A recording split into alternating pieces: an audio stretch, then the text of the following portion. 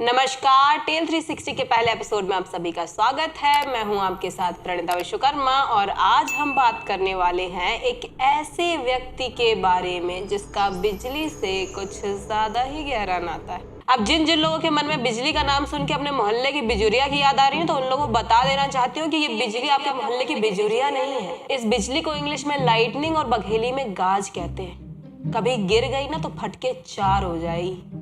अब ये मत पूछना क्या। तो देखो यार, शुरू करते हैं। In between 1942 to 1977 this man got struck by lightning for 7 times। और तुम्हें ये लग रहा है कि ये बड़ी बात है, तो ये बड़ी बात नहीं है। इसके ऊपर 7 बार बिजली गिरी and he survived all of them. ये है बड़ी बात।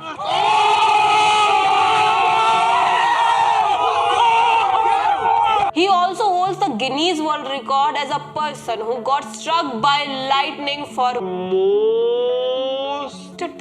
most documented time। अब मैं इसे documented थोड़ा सा प्रेशर इसलिए दे रही हूँ क्योंकि रॉय क्लीवलैंड के अकॉर्डिंग उस पर पहली बार बिजली सन 1919 में गिरी थी। मतलब सॉरी यार, सन 1919 ईयर 1919 और सन 1919 में गिरी थी जब रॉय क्लीवलैंड की उम्र 7 साल की थी।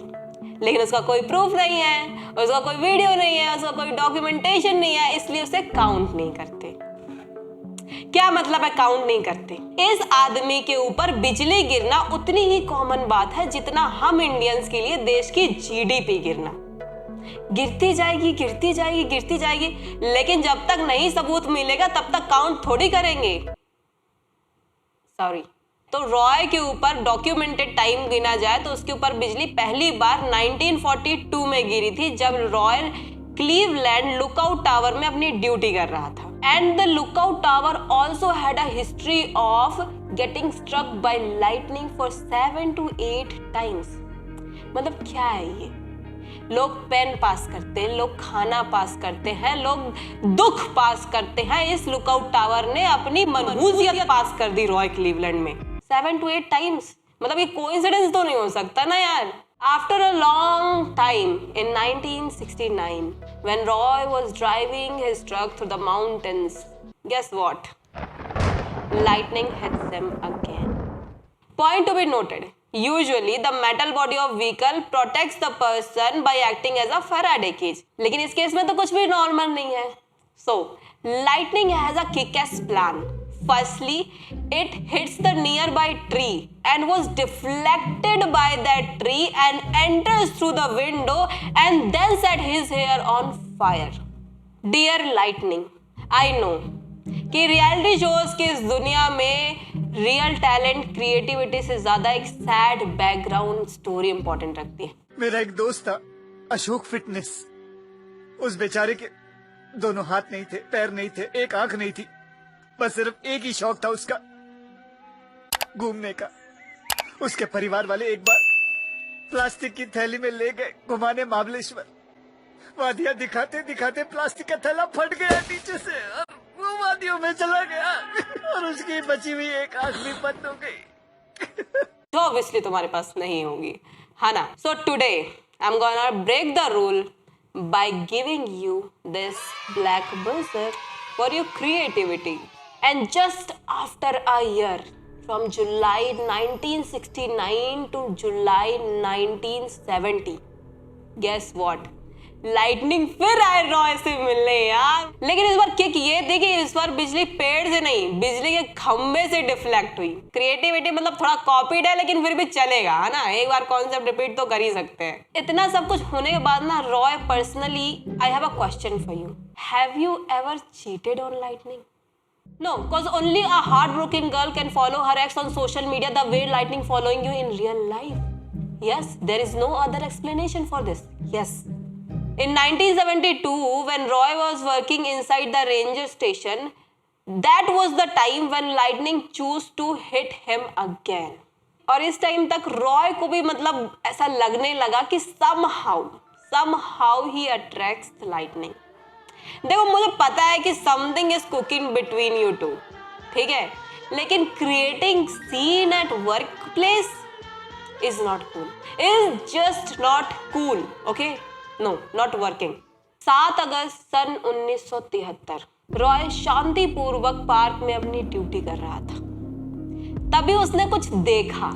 क्या देखा? कि काले बादल उसे घेर रहे हैं और उसने दुनिया की सबसे बेस्ट स्ट्रैटेजी अपनाई। उसने अपनी गाड़ी चालू की और वहां से भागा। जब रॉय को फाइनली ऐसा लगा कि he is out of danger, उसने गाड़ी रोकी और जैसे ही गाड़ी से बाहर निकला, guess what? Yes, lightning hit. Yes, this is what happened. You know, Roy, I personally think that sometimes your ex become pain in your ass, and the most unfortunate thing is you cannot separate your ass from your body. Perhaps you can, cause your wealth don't rely on your butt size like Kardashian. Again, 5 जून 1976, और मुझे इस बार बताने की जरूरत नहीं है कि क्या हुआ इस दिन, ठीक है। लेकिन इस टाइम रॉय का स्टेटमेंट सेम था कि कोई काला बादल उसका पीछा कर रहा था, उसने भागने की कोशिश की और फिर उसके ऊपर बिजली गिर गई। सेम वही similar shit.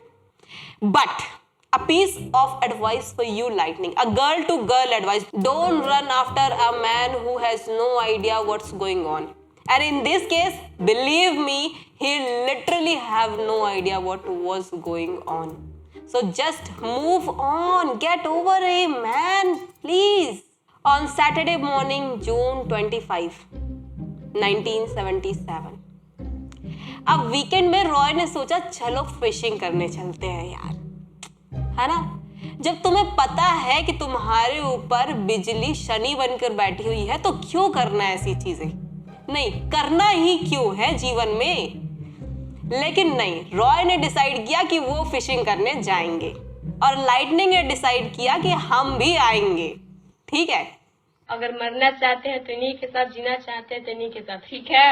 So Lightning decided to do something special. What special?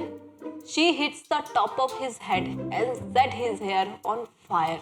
As a goodbye kiss, at least she deserves that यार, come on यार, last meeting थी यार, इतना तो deserve करती है ना। Finally, girl to girl, proud of you.